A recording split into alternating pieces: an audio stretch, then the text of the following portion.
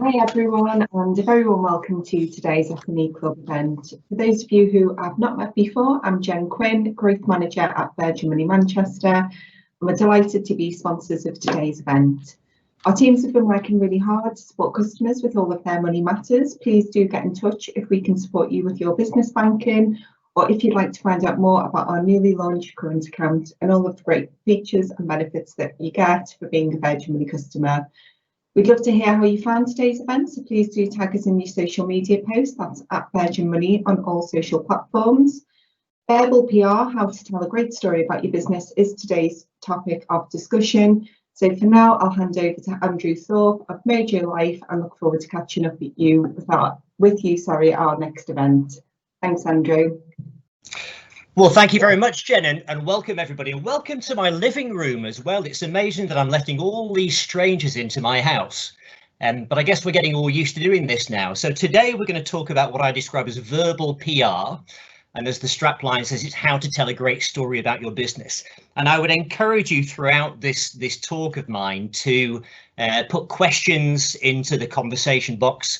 And Catherine is going to be kind enough to alert me from time to time that we've had a question on X or Y, and then I'll try and answer that as we go through. So I like to keep it quite conversational, and it's rather odd to have a conversation with people who aren't next to me, but we're all getting used to that, as I say. So off we go. Let's start this journey of verbal PR. So let me start by introducing you to a guy called Philippe Dubost. Now, I came across this story a while ago. Philippe Dubost is a Frenchman who was really struggling in the jobs market. He was looking for work as a web product manager, and I don't really know what a web product manager does, but that's what he was after. And he was getting very frustrated that he was getting nowhere with job search. He was firing all these resumes off and getting nothing in return, getting very dispirited. And then one day it dawned on him that the layout of a CV was actually quite similar to the layout of an Amazon page. So he decided to create an Amazon page where he was the product. And you've got worldwide shipping available, which meant he was willing to work overseas. The dimensions, 186 centimeters was his height. Previous customer reviews, obviously testimonials from previous employers, and my favorite of all, only one left in stock. And when he posted this to a few of his friends, they kind of liked it, they shared it around a little bit, and then a French blogger got hold of Philippe's story and wrote a piece about it, and then it went bonkers, it went crazy.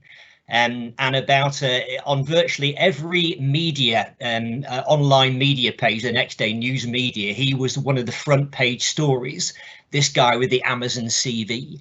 And you might want to know, well, did he get a job? Well, he got about 120 job offers, and I think he currently works in New York. Now, I think this story is quite interesting from a couple of standpoints, because first of all, it's a great example, I think, of how to tell a better story about yourself. And it also demonstrated or showed that he was creative. So rather than telling people on a CV, I'm a creative guy, he actually showed it by doing this particular style of resume. But the other thing that it is an example of, it's an example of pull marketing. So he was pushing his CV on a broad marketplace, hoping for the best, hoping that something would stick, and nothing did. So by doing this style of approach, he actually attracted the right kind of company to him, who were the type of company that valued creativity and thinking out of the box, doing things a little bit differently. And of course, those companies that want very strict protocols to be followed wouldn't have liked this. You know, he wouldn't have got through their process, their procedure, but that wasn't the type of company that he was looking for. So I mention this because I think this is a great example of how to tell your story better, which is the theme of today's talk. And the second person I want to introduce you to is Nancy Duarte. Now, Nancy Duarte has a very popular TED Talk available on YouTube or on the TED.com site. And she's a visual storyteller based in the US. She's kind of in my field, I guess, but I focus more on verbal storytelling as opposed to, things that are graphically designed. But she's a very, very clever lady, Nancy Duarte. And I love this quote of hers: "Don't make more noise, strengthen your signal." And I think that's exactly what Philippe Dubost did. So think of it almost like one of those old tuning dials where you're tuning into a radio signal and you're looking for a particular show on a certain megahertz frequency, and it's all static for a while until suddenly you tune into the right frequency and it's crystal clear. And if you think of your marketing a little bit like that, you've got to know your audience, you've got to know what resonates with them, and then you broadcast on that specific frequency so that your story cuts through the noise, and therefore they'll tune in to what you're talking about because it's very much on their wavelength. So it's quite an interesting, quite an interesting concept, this of don't make more noise, strengthen your signal, it'll improve the story. So storytelling for me is my bread and butter, it's my joy, it's what I do for a living all of the time, but it's also problematic as a term because for many people they have a very narrow perception of what it means. For most people it means just telling a story. Does it mean telling an anecdote? So when I say to people, well, I'm in the storytelling business, they say, well, just tell people to tell funny stories, is that all you do? But of course, I've listed and broadened the definition of storytelling or the meaning of storytelling in a business context with some of these other examples. So it's a great way of packaging a proposition in something like an elevator pitch or a presentation where you're looking to maybe sell an idea or package a persuasive argument.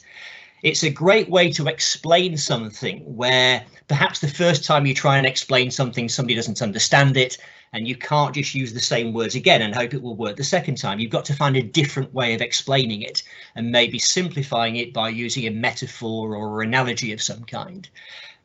Storytelling is also used as a case study. But case studies have a reputation for being pretty much the most boring, driest form of storytelling in the business world that there is, because all of the juicy stuff, the human stuff, the humor, the twists and turns are usually stripped out. And we have this lovely linear progression of, well, the client had this issue, we came in and did our stuff, and then this was the outcome. But of course, life doesn't work like that. That's not the way things will have happened. So there is a way of storyfying a case study. So it's still very professional. It still conveys the right message, but it does so in a much more compelling way. Your own backstory, how you got into the work that you do, your origin story is very interesting, and that could apply either for a company or for an individual working within a company. And I guess part of that is your own personal story, which is, you know, what happened before to get you where you are now, what are you doing now, what are you looking to do in the future? So there's an element of a chronological sort of pathway there. An imaginary story would be used in a sort of an illustrative teaching purpose. Well, suppose you walked into a room and you didn't know anybody. So that's where you're using a hypothetical scenario to teach somebody something. And of course, your brand story is extremely powerful, very important. The way people feel about you, you know, what they associate you with. And what I'd quite like to get to know from you, and again, I don't know if we can use the conversation function here or put a question in, or not so much a question, but indicate which one of these would most relate to your use of storytelling. How do you think for you this sort of storyfied or more engaging way of communicating would help you? Would it help you to give better presentations where you're typically dealing with dry material? Do you want to explain complicated things in more simple terms? Is it a case of maybe building rapport with strangers, which of course we're having to do now online if we work in a business development role? Or maybe are we looking to share better content on social media? So again, Catherine, I don't know whether you can sort of keep an eye out if anybody indicates which of these they're particularly interested in for themselves, you know, which individuals are looking to improve in these specific areas using perhaps that storytelling approach. So I'll just leave you for a moment or two just to indicate which one will be of interest to you. Yeah, no problem. I can keep an eye out. But we do have Anonymous asking if the slides will be made available later, Andrew.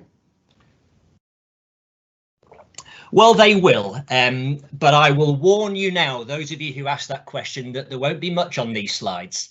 And that's why you're here today, and hopefully I can bring these to life and give you some ideas that you can then apply your own material and your own concepts into these templates and ideas. So Catherine, do keep an eye out for that, for people coming in with any questions or indications, but I'll press on. My journey into storytelling, I just want to give you a quick clue as to this. When people have known me for a long time, and I'm quite old now, so there's quite a few of those people, and they associate me with the golf industry. So again, this is a challenge for any of you. And I've already given the game away by saying that this is a golf photograph. But can anybody identify where this is? It's in the UK, but anybody have a guess as to which town this is?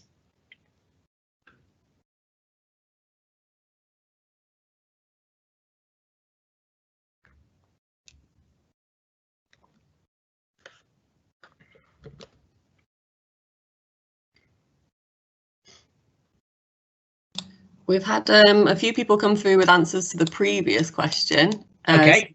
So we've got Anonymous with share better content on social media for me.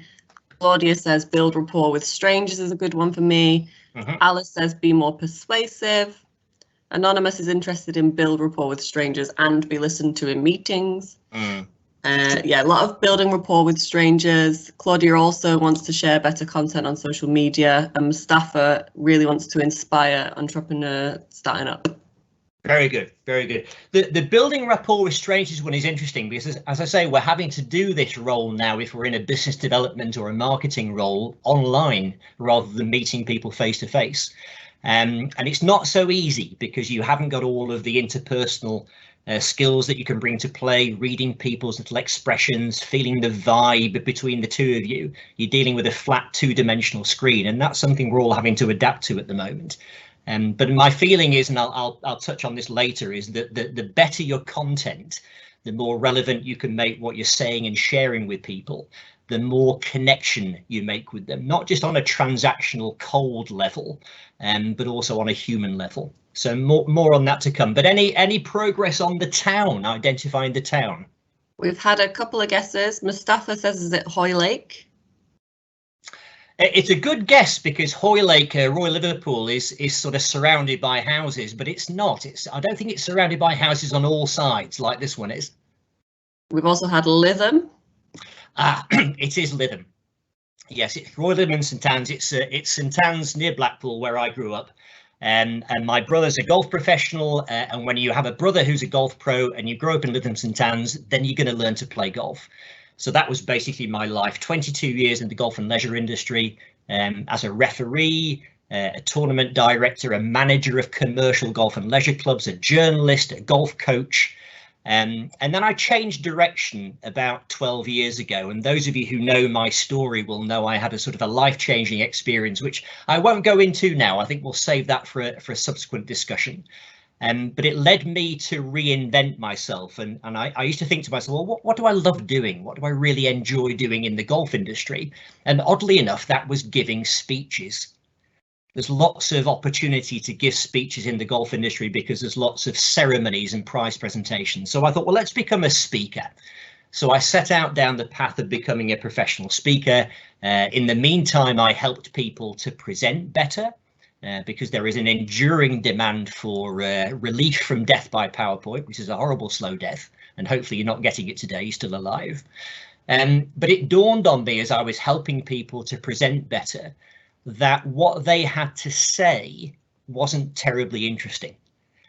And I know that sounds a bit unkind, but what I really mean is that they tended to default to a very dry, factual rack of slides or a lot of very data-heavy content. They were using logic to put forward a proposition. There was no inspiration. There was lots of information, but no inspiration. And it came across as very dry, and people used to zone out. And there was no human connection. There was no humor. There was no sense of feeling anything really, because you were just receiving information. So this sort of led me into this field of helping business people to tell a better story. And again, a little bit of interaction for you now. I want to look at certain types of story template, or sometimes they call them tropes. So 5 of the most common story types that we all tend to buy into when we're watching movies or reading books are the quest, stranger in a strange land, revenge, love story, and rags to riches. So there are 5 very well-known movies up there. You've probably seen all of them. You will certainly seen some of them, I would have thought. So what I'd like to do, again, using the chat function or the question function, is to indicate which one is which story type. And I'll just leave you a few moments to give some answers.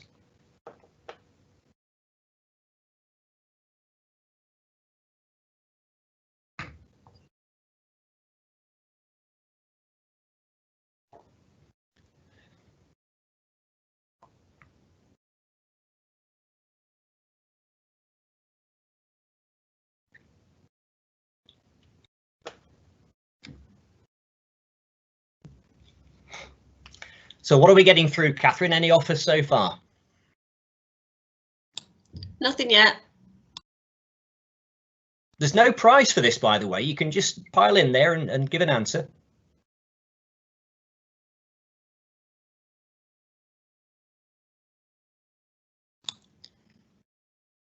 Anonymous says Lord of the Rings is a quest. Okay. Gladiator is revenge, says Paul. Yep. Moira says Gladiator is A, B, C, D. Yeah, she's quite right there. I mean, you can apply more than one category to these movies, but try and choose the one that you think is most applicable. Anonymous says E.T. is Stranger in a Strange Land. Will Kintish says Slumdog is E. Okay. Morning, Will. Rags to Riches, Slumdog, Love Story, When Harry Met Sally, Revenge, Gladiator. Okay. Well, I would certainly apply E.T. Would be Stranger in a Strange Land, because the poor creature's abandoned on the earth and feels very out of place, and of course has to learn to sort of adapt and hopefully get back home. Gladiator is revenge, because Maximus wasn't very happy with the with what happened to his wife and son. Quest would be Lord of the Rings. Slumdog Millionaire is a rags to riches story, and When Harry Met Sally, one of my favourite movies, is a love story. But the reason I mention these is because these story types are very, very reliable in terms of hooking an audience. They work because our brains are hardwired to tap into these sorts of story templates. So if in business you can somehow use these or weave these templates into your own communication, then you're on a winner. You've got psychology on your side. So a quest, what is a quest other than a mission? And don't we have mission statements in business, our sense of purpose, our why? Stranger in a Strange Land might be a really interesting story about how we've become maybe newly promoted. We're managing a team for the first time. We've never done it before. We feel out of place. We've got imposter syndrome. We have to learn to adapt. And goodness me, haven't we had to adapt during these last few months as well? Revenge might be fighting injustice. So if you're an accountancy firm, it might be that you see that people who don't have a handle on their finances, they don't know how to plan because maybe they're more interested in selling stuff rather than actually managing their money, and they go bust when they don't need to. That's an injustice. And if you're hopefully doing something to avoid that injustice, again, you're on the right lines there. Love, well, people love their Apple device. There's certainly a strong emotional attachment to certain devices and brands that we absolutely adore in this world. And rags to riches, obviously, if you turn a client's fortunes around from a failing company to one that's doing really, really well, then you've done a great job for them. And I put change down there because in a way, these all relate to change. Storytelling is really all about change. And that hero's journey concept that you may have heard of, that concept before, Joseph Campbell's concept, the hero's journey, is very, very commonly used in all forms of narrative and novels, movies and so forth, where life's going along very, very nicely, thank you, for the main protagonist, and then something bosh happens. Their whole life is turned upside down and they've got to get things back on an even keel again and go into battle, probably with the help of a wise one like a Gandalf or a Yoda. Go into battle, fight the evil forces that have turned their life upside down, and hopefully have some kind of resolution, and there'll be a lesson learned as they return home at the end of that journey. So that's a classic kind of narrative trope. But these little sub themes are very, very powerful as well. So when you when you look at storytelling in a business context, I call it applied storytelling. It's not storytelling just for the sake of it. It's storytelling with a purpose. And that's usually to stand out, to sell more stuff, whether that's your labor in the jobs market or whether that's your product, your service, whether it's to attract better talent who just like the sound of what you're doing in your organization. This is where storytelling really makes a difference. It's almost like a superpower if you can get good at doing this. So here are different types of use of storytelling in the business world that I tend to work a lot with my clients. So very simply, it's a way of packaging a message. And I use an acronym called PAL. So Will and I know each other very, very well. He's heard me talk about this many times before. And PAL stands for pain, aspirin, and legacy. So most products and services exist in the world to solve a pain of some kind. That's the aspirin that takes the pain away, your product or your service. And then the legacy is the outcome that the client can expect afterwards, having bought your product or your service and allowed you to weave your magic. A way of summing up your organization, I call it the cake. So think of 3 layers of a cake. The middle layer is your machinery. That's all the factual framework of your organization, of your business, you know, where you're based, how many staff you have, what product you sell, how much does it cost, who do you serve, where are they based, how do you get the product to market, all those sorts of things. And very useful information, but on its own a bit dry. So the top layer would be your philosophy, your why, your purpose. That's more conceptual. It's like the glue that holds everything together. And hopefully we feel a sense of alignment as a possible recruit to your company, either as a client or as an employee. We feel good about this broader conceptual message that's coming out from you. And then the lower layer of the cake is your library. And those are all the little mini stories, anecdotes, case studies, models, metaphors that you use, you know, to promote your organization and your cause. And of course, thirdly, the use of an anecdote to specifically illustrate something. And we'll look at that a little later in this presentation. Now, these are all ways of being more persuasive, of being a better influencer. And I use 2 other abbreviations or acronyms down there, PPP and SSS. And PPP stands for pre-prepared presentations. So you're going to use storytelling ideally when you've got a platform, as I have this morning, to present some stuff. And SSS would be a spontaneous speaking situation.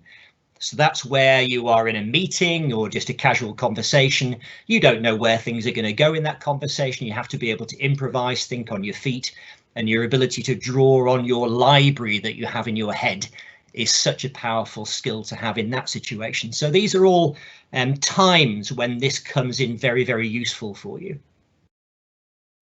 When you're using PAL, you don't want it to be too mechanical. So, for example, I was doing a session in Germany about 2 or 3 years ago, and we did an exercise where people had to come up with, you know, their PAL for their particular product or service. And it was, well, the pain is this and the aspirin is this and the leg. And I said, stop. That's not the way you'd speak, is it? That's like listing bullet points. So you can use this sort of template. You know, wouldn't it be nice if we lived in a world where things were like this? But of course, sadly, the reality is that things are different, because this and this tends to get in the way. But the good news is that we've developed this product or service and we've found that it's getting fantastic results. It's taken us many iterations to get to the point where it's working as well as it is now. So if you think this could work for you, let's sit down, talk it through and see how we can make it work in your company. So that's a very sort of conversational way of packaging the P, the A and the L in a pitch. And it doesn't even have to be in that strict order, because you're starting with the legacy in a way and then taking them back to the pain with, wouldn't it be nice if we lived in a world where things were like this? But the reality is it's not. It's actually like this. So this is a nice little template that you can use and hopefully use in a natural and a conversational way. And the other time, the PPP scenario, when you are... Sorry, can I just interrupt? You got a couple questions here. Please. So from Tracy, we've got, what was the top layer of the cake? I think she missed That's it. the big picture. Thank you. And Anonymous asks, what is SSS again? I missed that. Spontaneous speaking situations. Perfect, thank you. That'll take you a while to write down. So, when we're talking about the PPP, the pre-prepared presentations, there is a sort of a structure that I like to use, which makes the whole presentation more like a piece of storytelling. And rather like when you watch a movie or you know, a drama on TV, it starts with something that grabs your attention, and it has to grab your attention early on, because you've got, when you're sitting in front of your telly at home on the sofa with the remote control, you can very easily flick channels and watch something else. So in that scenario, the screenwriter, the director, they know that they have to grab the attention of the audience quickly.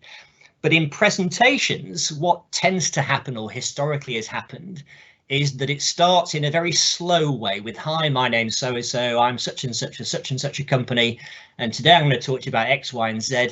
And let me tell you a little bit about us. We were formed in 1936, and it goes on and on and on like this, and there's no reason for the audience to sit forward, to open their eyes, to feel a change in their heart rate, because there's nothing there to grab the attention.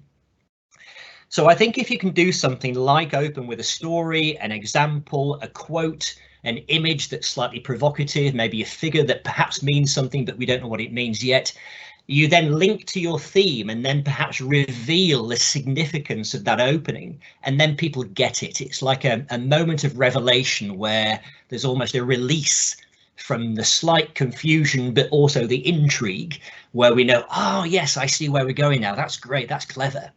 And then you might get into who am I, where you give a little bit of your credentials to be able to speak with authority about what you're there to present. The meat of the presentation will be the body of content that you've prepared in advance, you know, the main sort of stuff that you want to tell people about. You'd summarize, and then you might have a call to action, a CTA at the end. And in some cases, you might want to finish with a CTT, which is a call to thought, because sometimes a CTA is a little bit pushy, a little bit directive.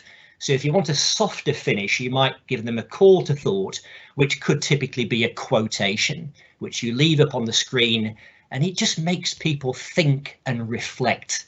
And that can be a very good place to leave them afterwards. Now, the reason I've opened with a grabber here on this slide is because I want to give you an example of how you might actually do that using something like a metaphor. So again, Catherine, we're going to have to give people a moment or two to think about this and maybe write some answers. And so I will have a slurp of my drink while you're all thinking about this. What could this picture be about?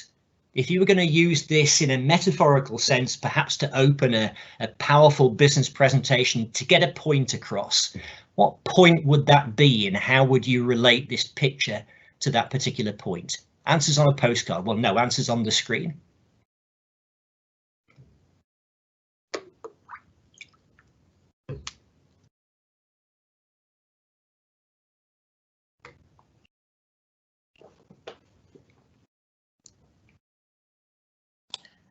Tiana says it could be big shoes to fill. So when David Moyes took over from Alex Ferguson at Manchester United, they were big shoes to fill, weren't they? And things didn't go to plan. So you could use that in terms of a succession scenario where, you know, maybe things have been running for years and years and years under a stable management or leadership, but you haven't prepared for the successor to come forward and take over, and therefore they're not ready to fill those shoes. So you might use it in that sense. I like that one. Anonymous says growth, making a start on something, and Claudia also says growing and developing. So growing and developing for sure, but of course the shoe appears not to fit the child. It's an adult shoe and the child is very young. So yes, it could be about growth, it could be about ambition, but perhaps there's a danger in trying to grow too quickly.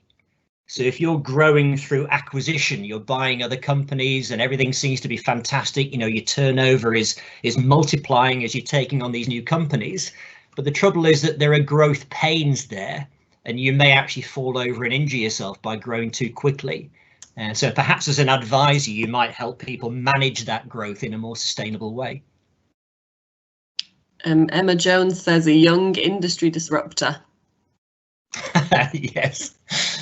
Yeah, absolutely. Yeah, someone who turns things upside down, who's not afraid to break the rules. Absolutely, I like that one. Moira says successfully overcoming imposter syndrome. Yes, again, this idea of having big shoes to fill, but do you know what? It might need a fresh broom to come in and sweep away the old ways and get settled into this new role. So although initially it may feel very uncomfortable to sort of take over the helm, sooner or later, you know, we're going to have to all move forward and adapt to your way of doing things, and therefore you grow into that role. Will Kintish says, does the offering fit the client's needs? Yes, I like that. Exactly. So it might be that you offer, you know, you've been used to offering these sort of off-the-shelf products, but, you know, maybe the off-the-shelf isn't right. There's something that's bespoke that's required. It might also be an ill-fitting shoe, could be where you've decided to take on a piece of work with a client. You suspect that it might be a problematic relationship because, you know, it's not a good fit. There's not enough chemistry there. So it may well be that you recognise that the shoe doesn't fit at all and choose not to put it on. So I like that one from Will. Anonymous says there's no one size fits all. Yes, absolutely. No one. Yeah, again, this idea that we have to have bespoke solutions, but also the fact that maybe with employees, we have to recognise that everyone's different. They require different approaches. You know, again, back with Sir Alex Ferguson, he used to famously not treat everybody the same because some people needed a right rollicking and other people needed an arm around the shoulders. It depended, you know, what he knew they would respond well to. Anonymous says taking on more than you can chew. I guess biting more than you can chew. Yes, this idea of, I mean, ambition is great, but sometimes you do bite off more than you can chew. This idea of perhaps growing too quickly, or perhaps being overly ambitious, taking something on which is probably bound to fail because you're not prepared for it yet. So we don't want to quell ambition, but equally we don't want to fail badly. There's this saying that it's good to fail small on a regular basis, but to fail big can sometimes be catastrophic. Shall we move on? There's some great ones there, and thank you so much for taking part with that. I really like those. I want to talk a little bit about SSS now, these spontaneous speaking situations, because one of the things about storytelling is that it has a flip side as well, which is story listening. Because remember, the purpose of storytelling is really to create a connection with your audience. And sometimes when we're in these sort of conversational situations, we're trying to impress, we've got things we want to say, we sometimes turn into conversational monsters, and we don't follow good protocol, which is conducive to the development of a good, productive relationship. So I've listed here a number of the worst conversational crimes. Will, you talk a lot about networking crimes. These are conversational crimes which you may find in networking scenarios. So again, let's have some offers from you all. Now, be honest. Have you been guilty of any of these, or are any of these sort of habits you tend to fall into sometimes? Or certainly, have you had these done to you? Just sort of put forward one or two of your favourites, so to speak.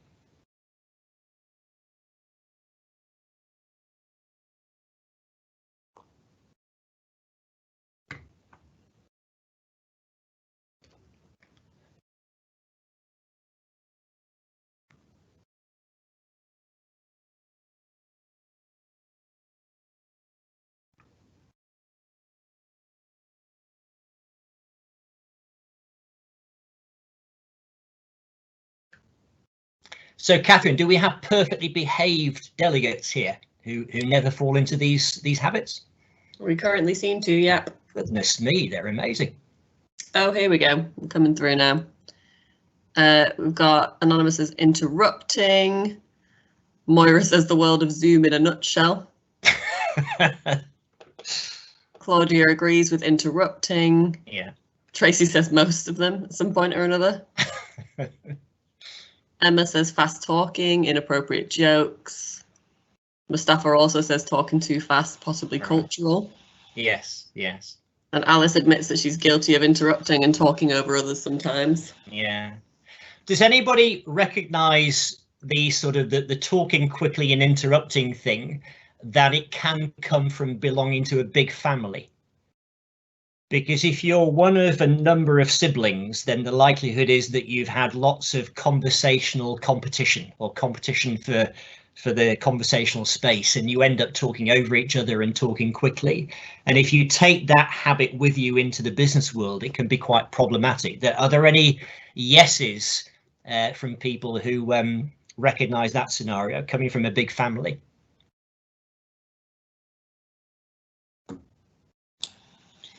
Not currently, but Emma does ask, how do you get around talking over others with delays on Zoom? Yeah, it's difficult because that little delay, doesn't it make a big difference?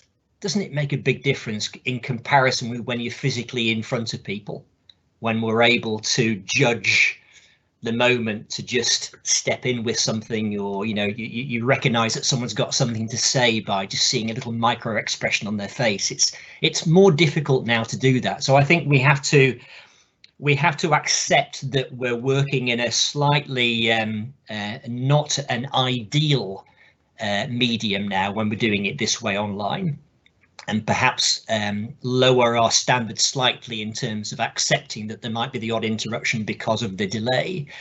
But I would prefer to focus on the reason why people sometimes interrupt, and link it to the one that's third down on the right, which is being too quick to offer advice. Because we tend to think faster than we take stuff in. And that means that we have a tendency to store up the next thing that we want to say while the other person's still speaking. So they sort of present some issue that they've got, or maybe they tell us an experience that they've had, which might have been maybe a difficult experience. And we form a thought in our heads where either we say, yeah, the same thing happened to me the other day, and you just want to share your own experience. So that basically means that you steal the conversation from them, and all of a sudden it's about you. Or it might be that you're very helpful in your nature, and you want to give them an answer to an issue that they've got. And the tendency is then to give the advice too quickly and to stop them in their flow. I don't need to hear anymore. This is what you need to do in this situation. And the problem with that is that the other person feels annoyed because you've stopped them, and they want to just sort of offload and be listened to.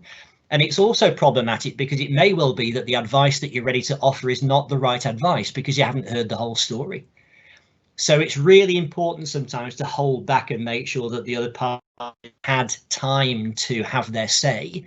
And again, I think the virtual world is problematic here because we're often put into these little breakout groups where we've got maybe 15 minutes.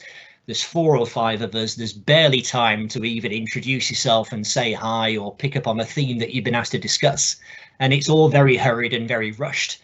And I think when you're in a more conventional face-to-face networking situation, the end of the conversation just seems to come more naturally.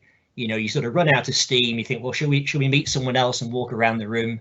But that's sort of forced upon us now in these virtual scenarios. So all of this stuff gets a little bit trickier these days.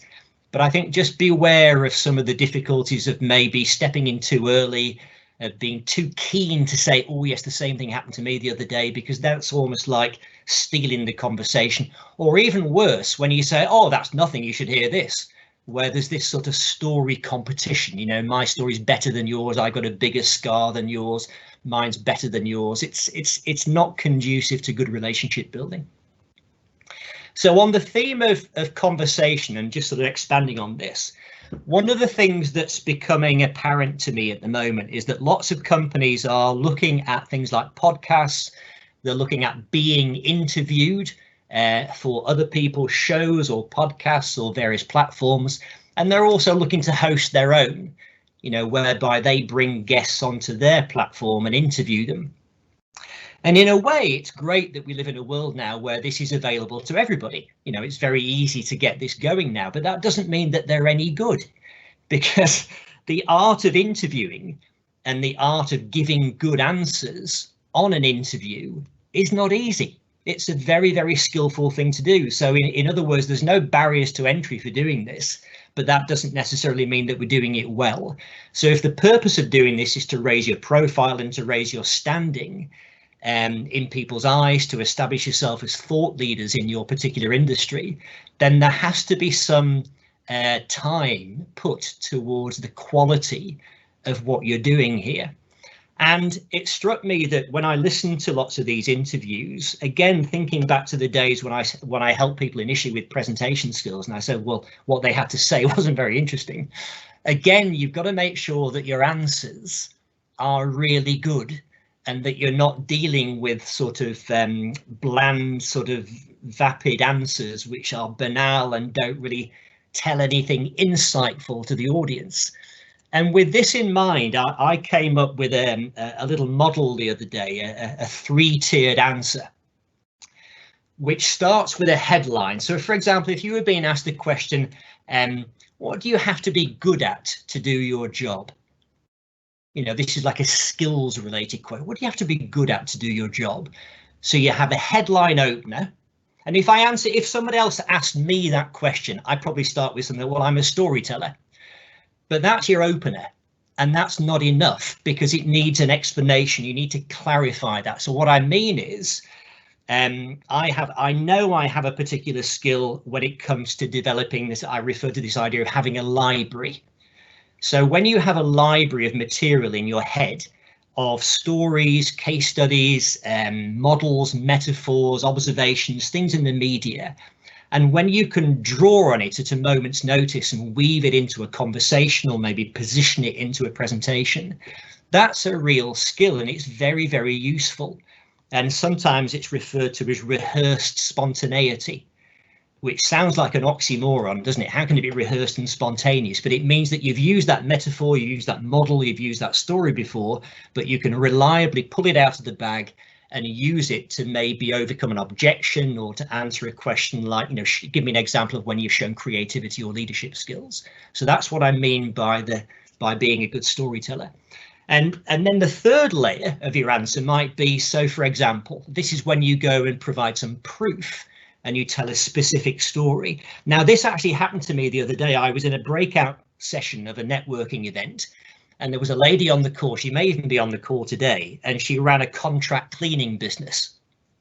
So she had a few moments to talk about what she did for a living. And then I had my go and I told my thing about having a library and so forth. And then she put me on the spot. She said, Andrew, can you tell me a story about cleaning? So I thought, oh my God, that's put me on the spot. And I said to her, well, I haven't got a story strictly speaking about cleaning, but I've got a story about dry cleaning. Does that count? And then I remembered something that happened to me at a networking event a few years ago where a guy said, well, how do I make my business sound more interesting? Because I told him I was a sort of a storyteller and a consultant in that field. And I said, well, what do you do for a living? And he said, well, I run a chain of dry cleaning stores. And I said, well, for God's sake, don't talk about dry cleaning. And he looked a bit miffed. And then I kind of expanded on that and said, well, look, the problem is if you start talking about your opening hours and the kind of machinery you've got in the business and, you know, the processes and so forth, that can be a little bit, excuse the pun, dry. Instead, talk about the clothes that are brought into your stores and why they need to be cleaned or pressed or repaired for 3 o'clock that afternoon. So if you were going for a vital job interview and you bought a new suit for it and you were worried about being late for the interview, you stepped over a fence to take a shortcut out in a multi-story car park, and then you rip your trouser leg, you think, oh my God, what am I going to do? And then you walk in the high street, you see dry cleaners, we do repairs. That's where you head for. And then Brenda sorts it out for you in about 10 minutes, and then bosh, you're off your interview. And then hopefully things go to plan and you get the job. So if you start talking about the stories of the clothes and the context in which they're brought in, suddenly that becomes a much more interesting and engaging story. It's a way of humanizing it. So that's what I mean by this three-tiered answer. And a lot of interviews I hear are lots of headline stuff. There's not much explanation, which is where the insight tends to come in. That's the stuff that's beneath the surface that's obvious. And very rarely are there good examples in the form of specific stories to illustrate that there's proof there behind the claims to be good at this or that. So have a think about that three-tiered answer for yourselves. So just sort of drawing things to a close now, and I would love to have some questions from you afterwards if you have them. But I think this particularly matters now, this idea of having a better story to tell, because when we meet people face to face in these sort of scenarios that are pictured, one of our powers that we can draw upon is our charisma, our positivity, our energy. We feed off that energy in the room. Maybe we sort of improvise and work with what we have in front of us, and there's that sort of spark between two people that comes from sharing the same physical space. That's gone now. And when you're only dealing with a two-dimensional screen in front of you, that means that your material is much more important. It's laid bare because it's really the only thing, or largely the only thing, that you've got to draw upon to impress people and to connect with people. So you have to make sure that your message is much more relevant, it's more engaging, it's more insightful, and that you're better at putting it across, and then able to improvise a little bit based on what happens during that conversation. So I think this really matters now, the quality of what you say. Going back to Nancy Duarte, don't make more noise, strengthen your signal. That's the issue.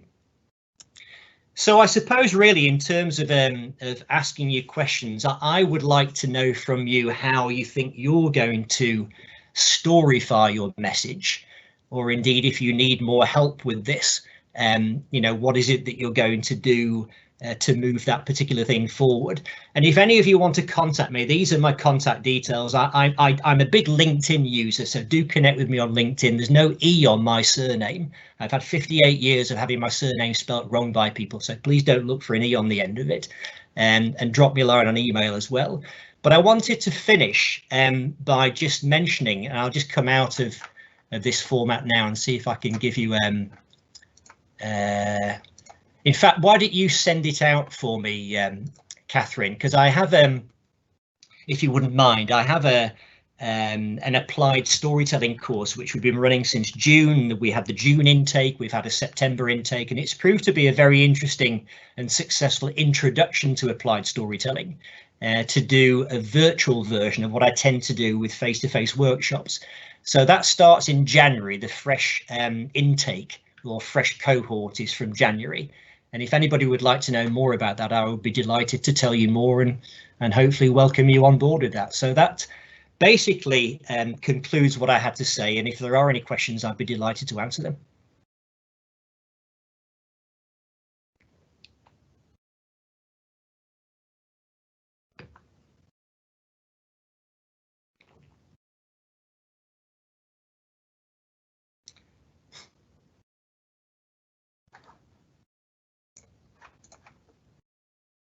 So, Catherine, are you still there?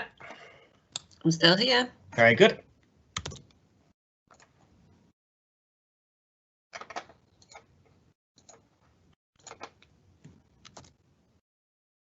fact, I've just put that link in there for people if they want it. That's the course that starts in January. That's the chat just between you and I, Andrew. Oh, is it? Right, okay. If you put it as an announcement in the Q&A, everyone should be able to see it. Oh, I see. Right. OK. Dry cleaning story was food for thought. Make an announcement. I'll put it there. How's that? Right. That's gone as an announcement now. There's a question there for you now, Andrew. Can you see it? Not at the moment. Do you want me to read them to you? Please, if you wouldn't mind. No problem. So Anonymous asks, when someone has a dry subject, would you look at how the subject, product or service is used and look at developing stories around that? Yes, most of my clients work in drier fields. They are accountants. I think, in fact, one of the companies that's represented today, I actually teach within their internal university, and they often deal with quite dry topics that are financial or technologically related. And I think the key there is to find a way of humanizing what you're talking about, because even if you're looking at a bunch of numbers on a screen, those numbers are very often the result of interactions between people. And companies and organizations get into difficulty because of fractured relationships, because of miscommunication. They do great work by changing the fortunes of clients, not just in a financial way, but in terms of what it releases them to do. You ask those clients why they like using you, they'll say, well, you just speak our language, we really like the way you do what you do. So there has to be a way of articulating that way, your art, your way of doing things in the way that you do, that goes beyond just that sort of transactional description. So this is what we mean by storyfying.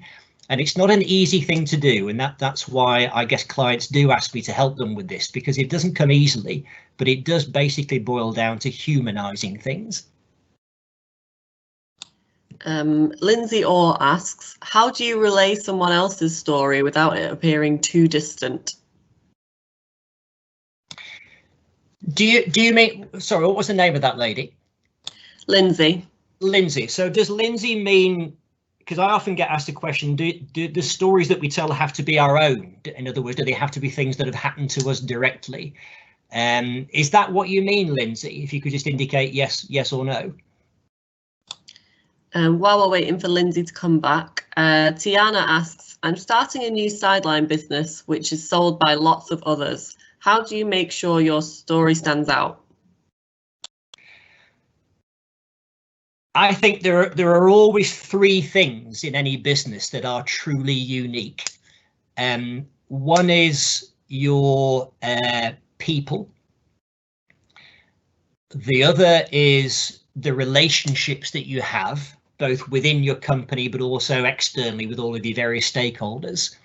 And the third thing is the stories that exist within the company. So an example of that would be your origin story. You know, how did you come to create the business? What led you to do it?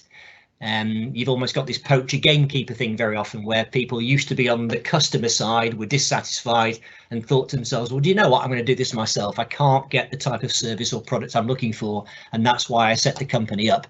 So all of these things are necessarily and definitionally unique because you're in them. There are people in them, and there's only one of you in the world. So again, this is another example of humanizing what can otherwise be copyable if you just speak about stuff or processes.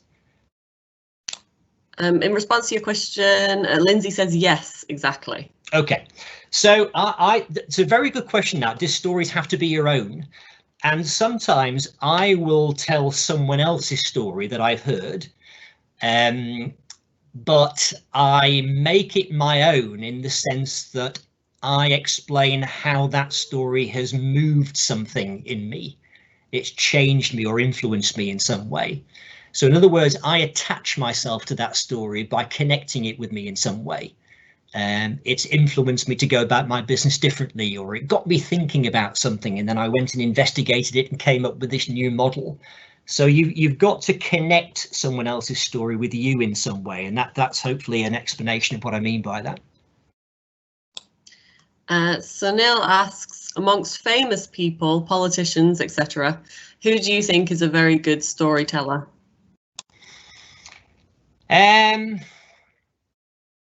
Well, I greatly admired Obama as a storyteller, but I'll tell you one of the people who is often overlooked in that sense is his wife. I think Michelle is an amazing communicator, a terrific storyteller, and one of the shows that I would recommend you watch, and I don't know whether Michelle Obama is being interviewed on the show, but certainly Barack has, is David Letterman's series on Netflix, which is called And My Next Guest Needs No Introduction. And it's a series of interviews on a stage which are absolutely riveting. I think it's a masterclass in how to interview people well and also how to give great answers. So you see some great storytellers on the stage on that particular show.